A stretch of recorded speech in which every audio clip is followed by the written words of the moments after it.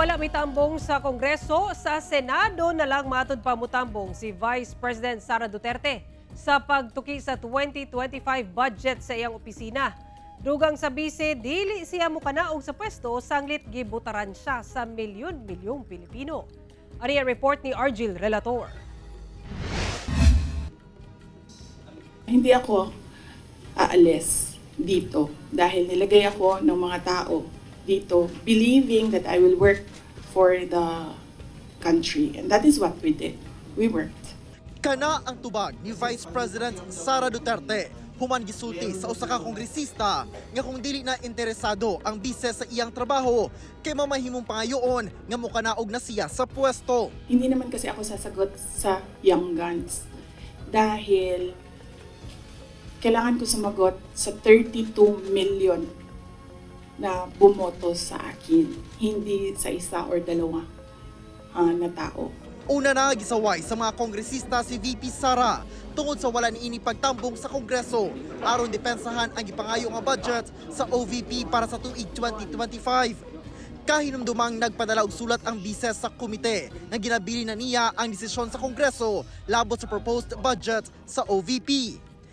Sa maong adlaw, migula ang istorya nga anaa sa usa ka beach sa Calaguas Island ang bise samtang ginahulat siya sa Kongreso. Pagpaklaro karon ni VP Sara, miadto siya sa Calaguas Island apan sayo sila mihawa sa isla ug wala pay hearing ni adtong orasa.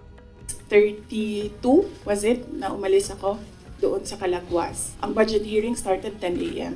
So tama din ako. Walang budget hearing na nangyayari at 6:32 a.m.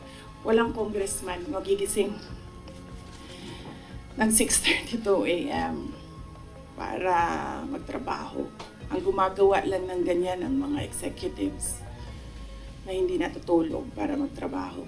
So by the time na nag-hearing sila sa budget, 10 a.m., nandun na kami sa Vinson's poblasyon. Umiikot na kami doon sa iba't iba nilang landmarks. Sa Senado na lang matud pa siya mutambong sa pagtuki sa 2025 budget proposal sa OVP. Apan dili na matud pa siya maglaom nga mabalik pa ang sobra katunga nga gitanggal sa komite sa Kamara sa ilang budget. Nagapangita lang matud pa ang mga kongresista og impormasyon aron makaduso og impeachment case batok kaniya. Gumawa sila ng isa pang track na resignation. Parang papalabas nila, impeach ka namin for wrongdoing, whatever. And then, itong isang grupo na ito, umalis ka dyan. Kasi kapag hindi ka umalis, kapit-tuko ka. Kabalo na matud pa si VP Sara sa utok sa ginaluto nga impeachment batok kaniya. Apan, wala pa niya kinihinganli kung kinsa. Dugang sa bise, siya ang ginahimong diversionary tactics. Nakikita niyo ba na meron silang landmark legislation? Wala. Inuubos nila yung oras ng mga tao. Kita niyo yung mga tao.